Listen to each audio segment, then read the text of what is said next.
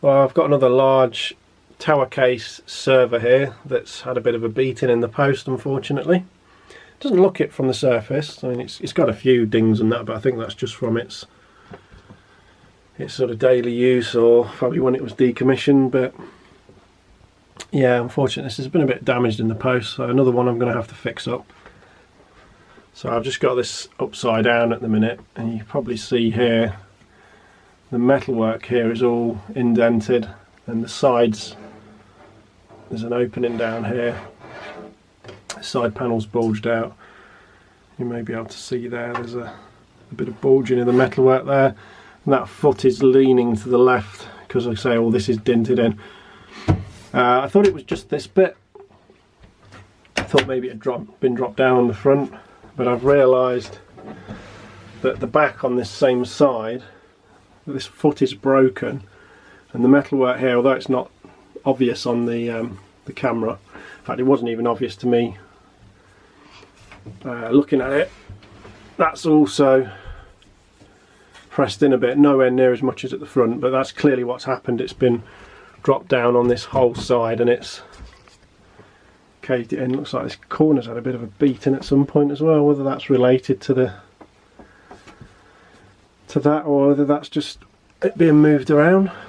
The problem with these tower cases and these sort of server type things is they're really well built, and they generally weigh in excess of 20 kilograms a piece, so you need to really pack them with something solid at the bottom.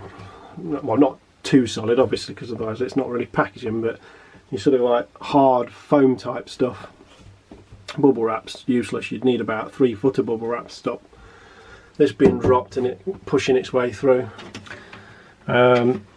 Luckily this has a removable front panel section, and luckily they'd taken that off and packed it separately down the side. I think if they hadn't done that, that would have probably been smashed up.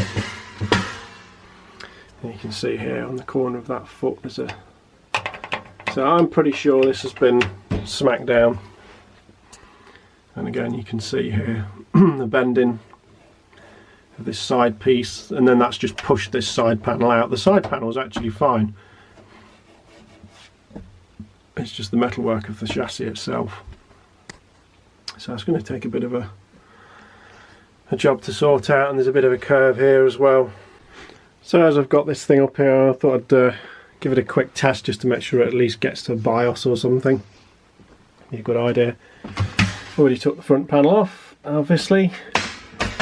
I've got this little Diddy USB keyboard I picked up recently. I think I only paid about 8 quid for it, which isn't bad. It's a bit like the Cherry ones. I've got one of the Cherry ones here, but this one's only PS2. They're actually a little bit smaller. This thing's got bays for 4 hard drives. It only comes with 2 caddies, unfortunately. I'm not sure if this can be used in other systems or if it's specific for this or the card that's in it, but I may try that out at some point. Usually with a Lenovo you pull down on the side handle and that releases a latch. And we've got a nice little board diagram in there. So we've got a pretty huge dual redundant PSU module at the top, though it's only got 1 PSU populated in it at the moment. I noticed even that's got a bit of the metalwork's pushed in a bit there, but it's not too bad. A lot of the swappable components seem to be toolless. So you've got these releases for the optical drive bays. Imagine there's one there. This little, quite like this little storage idea here they've got for the extra rails for the drives. I think this is to support large cards. I don't know if it also supports the cabling as well or not, but I've seen that in the other Lenovo case as well, but I don't particularly like it. We've also got a little card in here, some kind of RAID card. I'm not sure. Well, I'm not sure if it is a RAID card or if it's just a basic host bridge adapter. If it's just a plain host bridge adapter, that'd actually probably be more useful to me than a RAID card, to be honest. Got a removable fan bay here. You just pull that out. The case stops that from falling out. Then that fan draws air through the holes on the hard drives, and at the back there's also a little bit of a gap. So obviously not all the air's coming through here. And just a SAS connector and a... There's that might be a Molex for the power, possibly. I'm not sure actually. That looks a bit of an unusual connector. No, that's definitely non-standard. Oh, and that's connecting to another type of connector up there. So that's probably not something that's going to be usable outside of this system then, if it's got a weird power connector. Unless I could make an adapter, but I'm not too worried. This can be removed as well. You push something down somewhere. There was a tab. There we go, this tab here. You can push on that. And then I think this, yeah, that hinges up. I'm not going to take it out. That's removable. Even this bottom section seems to be removable because it's actually bolted in rather than screwed in. And there's another fan down there. The heatsink doesn't have a fan on it, but obviously with this thing in place, that pulls air over the CPU as well, or pushes air over the CPU to cool that. And there's no system fan on the back on this. This is a socket 2011, and I think it's running a V3 CPU in it. So it's actually a bit newer than I thought. In fact, there was a date on the case that said March 2016, I think. So I thought this was quite a bit older, but maybe possible I could make use of this board. It's also got quite a few SATA ports on it. 1, 2, 3, 4, at least 6 there I can see. So yeah, it didn't come with any RAM, so I'm just going to shove a bit of RAM in and we'll see if this thing works. So I've just shoved some RAM in there. I'm going to power this on. I have noticed when you switch it on, there was a relay click. It's more noticeable when you switch it off at the wall. So if I switch it on, there's a secondary click there. If I switch it off,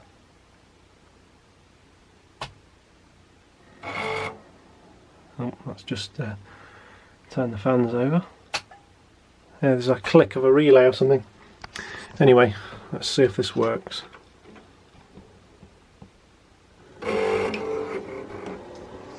That's just started itself up.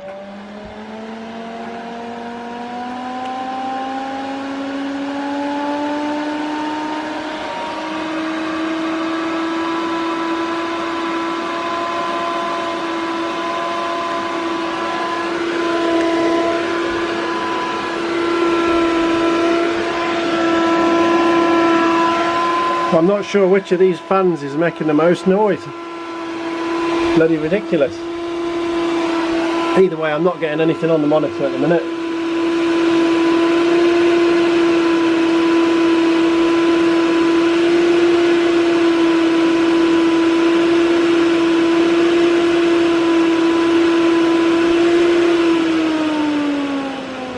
Oh, that we're just getting something now.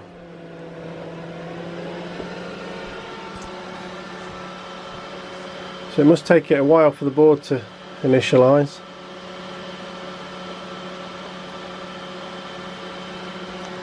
There's no hard drives in this thing.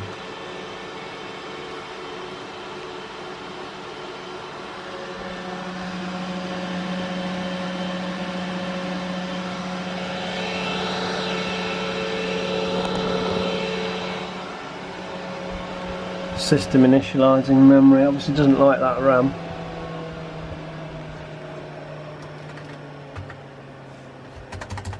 No keyboard lights active at the moment. Oh, this is a bit of a piece of fucking shit, isn't it? Maybe it doesn't like the RAM I've put in.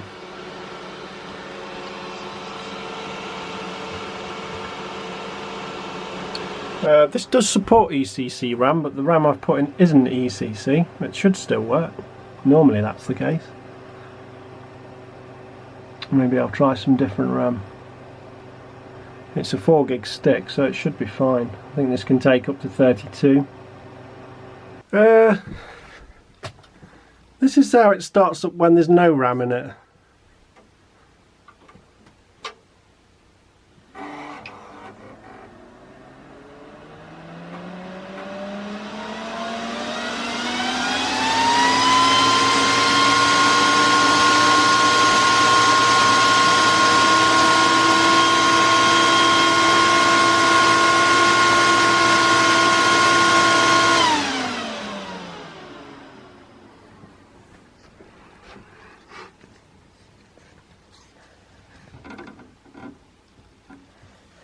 I'm beginning to understand why these fans have got grills on them now.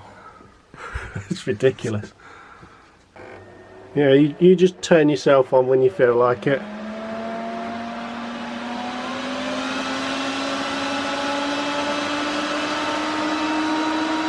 System initializing, is that what it's doing? I thought it was hoovering the carpet.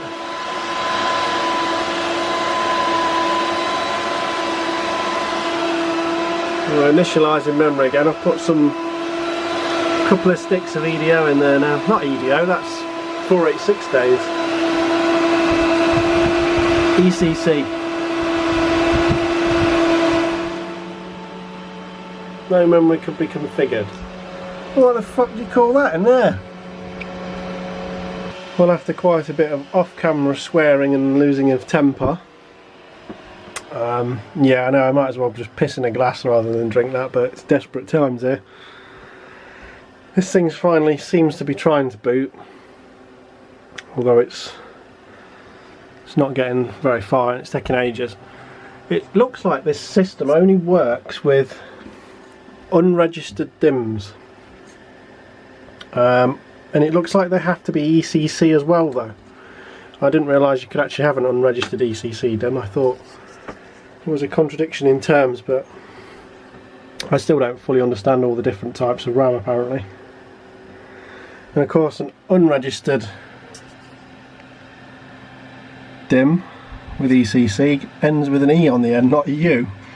So I've been trying some of these other ones. I've got some 12800Us here. This is unregistered but it doesn't have ECC, but that didn't work, and that I would have expected to.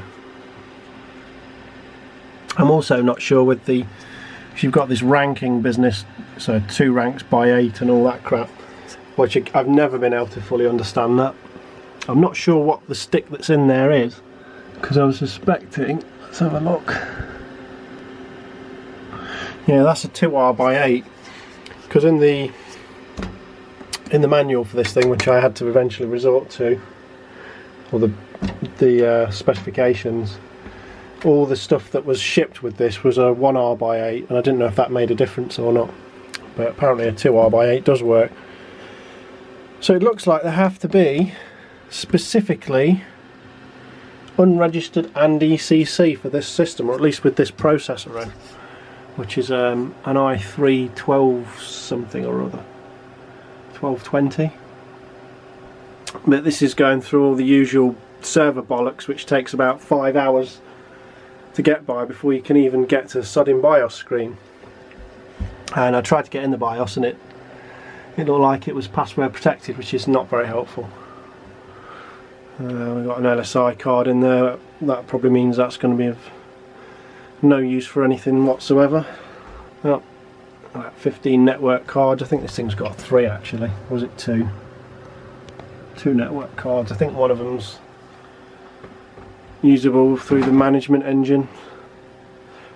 And that's the problem with a server board. It's got all this onboard management engine stuff, which is great in a server environment, but when you just want to do something at home and you want something that starts up quick, it's just a ball ache.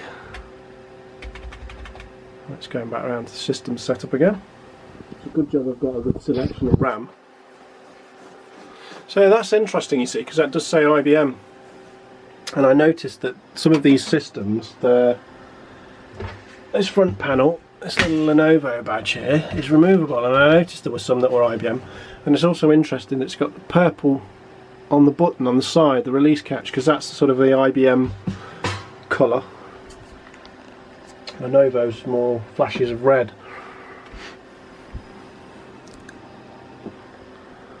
Well, it's still dicking about. Synchronizing boot order list. Do you know what? A getting the fuck on with it thing at the bottom, that would be quite nice. F1 for setup. F1 key pressed, please wait. We've got an admin password.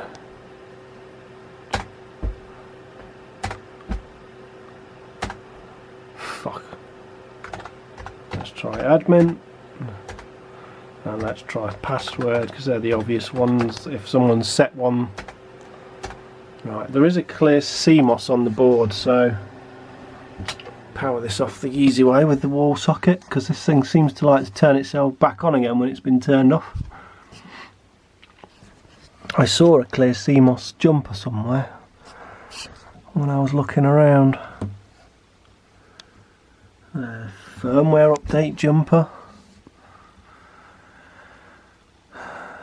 So security mode. How about a stop fucking about mode?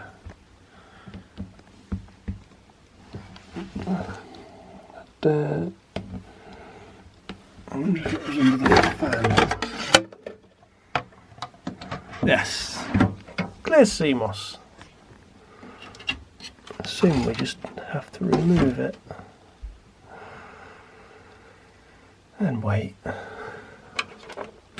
Power button in case that helps drain any power. At least these jumpers have got little tabs on them. This was supposed to be a quick 5-minute check it works jobby, and it's just turned into another journey down a rabbit hole that I didn't want to go down. Oh, this thing has got 3 pins. Oh shit.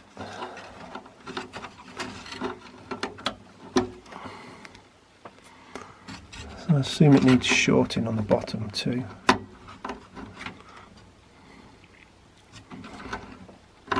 And then connecting back.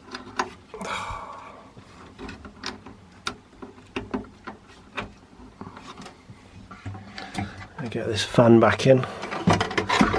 Probably start flying around the room otherwise, it's that powerful. All systems go.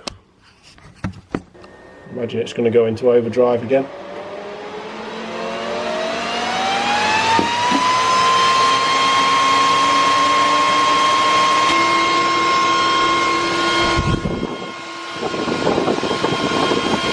Tickets flapping around on the back.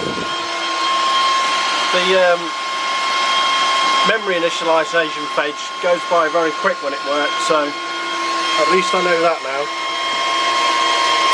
So if I do try any other RAM in it,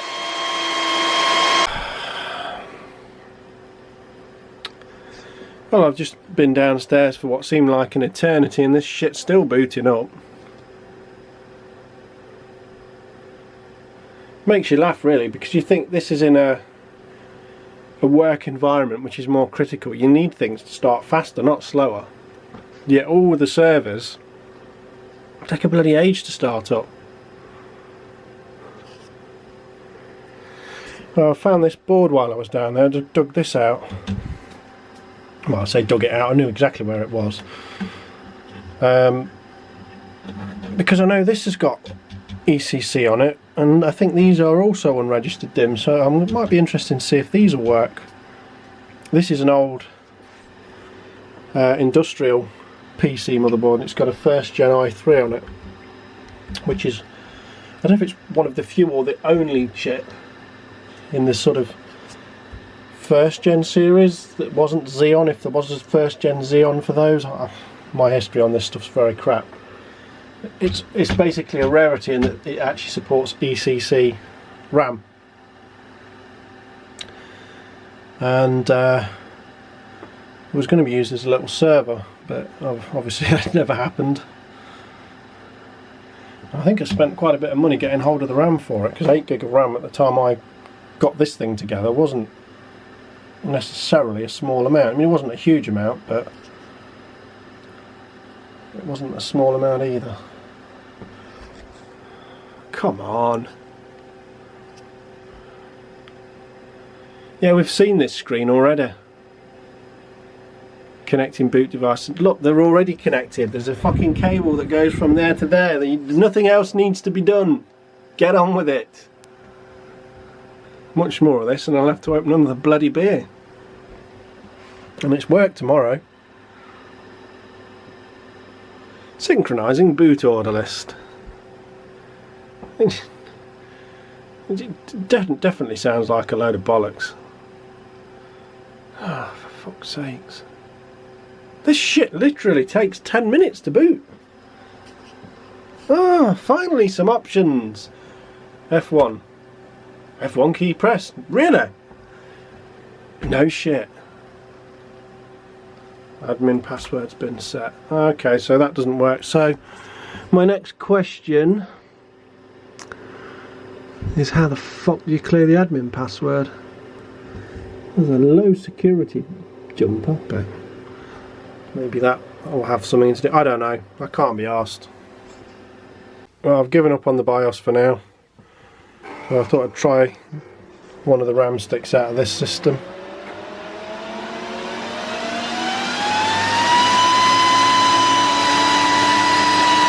Bloody terrifying that fan is. Initialize in memory. That went by quick, so that's probably going to work. So I've just had a quick look online. Apparently you can disable a couple of the features on this system, so maybe that will get rid of some of the crap management stuff at the start. The only thing I did read that wasn't very encouraging is words to the effect of, if you forget the admin password for the BIOS, then you need to replace the motherboard. Not very helpful. Oh, the shit show continues. The low security mode looked like it was already enabled, and the memory management thing looked like it was already disabled, so I've switched the jumpers on them, and everything's still taking 15 years to do, so yeah, I don't think these boards are going to be much use to me, unfortunately. So unfortunately I don't think this is going to be a great deal of use to me, this board. I could do with something that's going to start up in a reasonable length of time, not require me to schedule it in on a fucking calendar in a diary entry. Yeah. But well, we need to use the server on the 27th, so we better schedule in a startup for the 25th.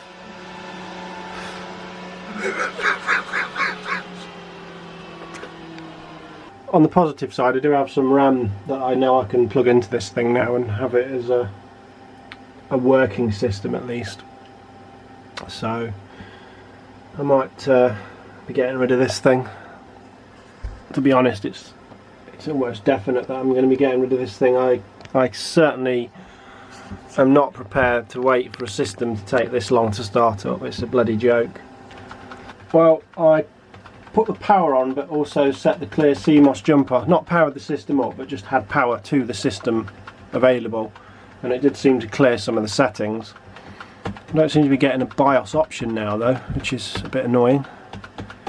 I say clear the settings, it said that it had restored some defaults, so that's my assumption with that there. It does look that this board is a standard micro ATX layout as well. The only exception being, oh yeah, the administrator password's still set, so this is a waste of time. It might be the same, I'm not sure. Sometimes the Lenovos have these annoyingly thinner I/O shields. I think this has actually got a thinner I/O shield. So yeah. Escape to continue with limited access to setup. Well, let's see what we get with our limited access. We at least might be able to see what the fuck's going on. So it's picking our RAM up correctly. I mean, I could zoom the camera in, I suppose, so we'd actually fill in the display, but I guess that'd be too easy. Yeah, who cares? It's a load of bollocks, really. System settings, we can't get into date. Oh, if we can't get in the date and time, that's start options. Can reconfigure the boot device. I mean, that would be something. It's not very useful, that.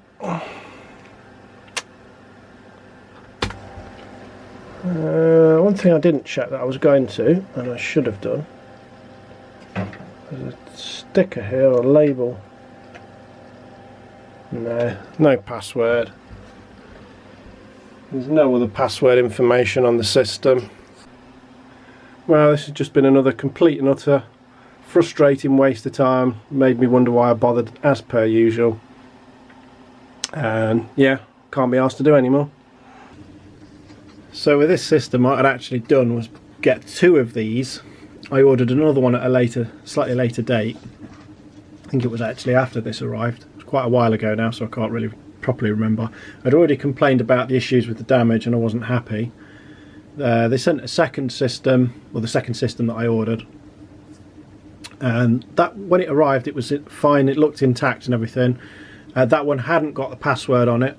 I'd had a conversation about the BIOS password and they'd said, well, you can still boot it and access things, but I really wasn't happy at that. I wanted to be able to get into it and be able to fully configure it if I was going to use it, or if I wanted to sell it on, I wanted to be able to sell it on fully usable, not locked down like that, because that's no use really if you want to sell it on to someone and they need to configure things. The problem is the second case arrived and the side panel just wouldn't stay on, and what you can see on the screen is the latch for the side panel, and there's like bits missing off the top. There's like 2 black prongs that stick up and there's bits missing off of the top.